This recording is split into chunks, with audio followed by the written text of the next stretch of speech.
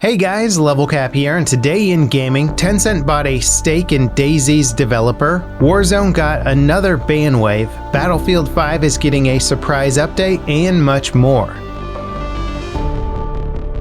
Tencent has bought a minority stake in Arma and DayZ devs Bohemia Interactive.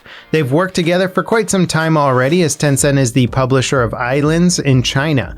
This new investment by Tencent doesn't give them any control over Bohemia's operations, but it does provide the developers with more resources and a more direct route to releasing their games in China. Bohemia might be known for DayZ these days, but they're arguably the most prominent milsim developer around. The Arma franchise is one of the game's oldest and most respected milsims around. DayZ initially launched as a mod for Arma 2. The mod's creator, Dean Hall, was eventually hired by Bohemia to support it. The project turned into a standalone project that spent several years in early access. It's one of the more notable examples of the controversy surrounding launching an early access game. The developers routinely set deadlines only to miss them by weeks, months, and years in some select cases. When DayZ finally left early access, many players thought it was still unfinished and lacked core features. Of course, one of the main questions for any Bohemia fan is, when will Arma 4 launch and how will DayZ's technical improvements be utilized? Arma 3 still has multiple technical limitations that a new title could potentially solve. DayZ partially runs on the studio's next-gen engine called Infusion. It uses the engine's rendering and animation systems. The differences between DayZ and Arma 3 in these regards is subtle, but it does represent a leap forward. Now, the size of the minority stake claimed by Tencent was not disclosed, but is probably enough to ensure Arma 4 will see the light of day. It's also sure to ease the process of releasing the game in China, which could be a massive boom for the franchise. Arma is an incredibly niche franchise despite being one of the more popular games of its genre. Having access to the Chinese market could add millions of new players. Warzone cheaters were hit with another ban wave last night. Raven announced the new round of bans on Twitter, but didn't disclose how many accounts were affected. The previous ban wave was announced last week, and it killed 60,000 accounts for cheating. Warzone has been essentially under siege lately, with most players saying that they see a hacker in multiple matches every day.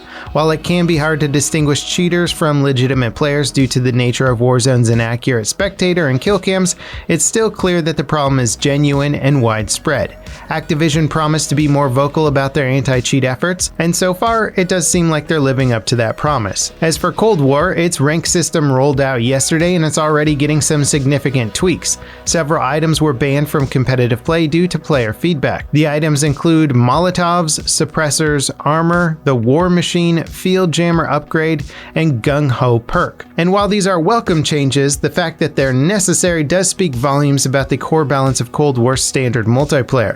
It'll be interesting to see how Treyarch improves both sides of Cold War going forward. As for the new rank system itself, many players are finding it confusing. There are daily limits on progression, and it seems more like it could be a glorified participation trophy system than a bona fide measure of your skill as a player. In our final bit of Call of Duty news today, rumor has it that Sledgehammer Games are officially in charge of this year's title.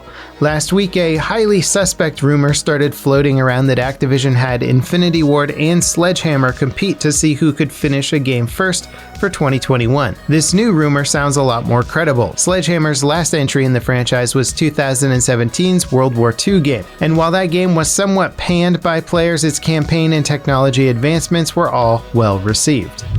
Battlefield 5 is getting a pretty big update tomorrow. It overhauls the game's cosmetics store, making all items available for purchase. Currently, the devs update the armory every couple of weeks with a new rotation of content. Whatever they choose to include is the only stuff available for that period of time. That's been frustrating for players who want to buy specific outfits and vehicle skins. The updated armory will still offer a curated front page for highlighting seasonal content and discounted bundles, but the other sections will have all items listed.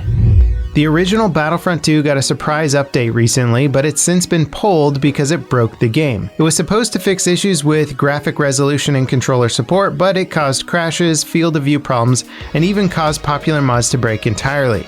The update was pulled this morning.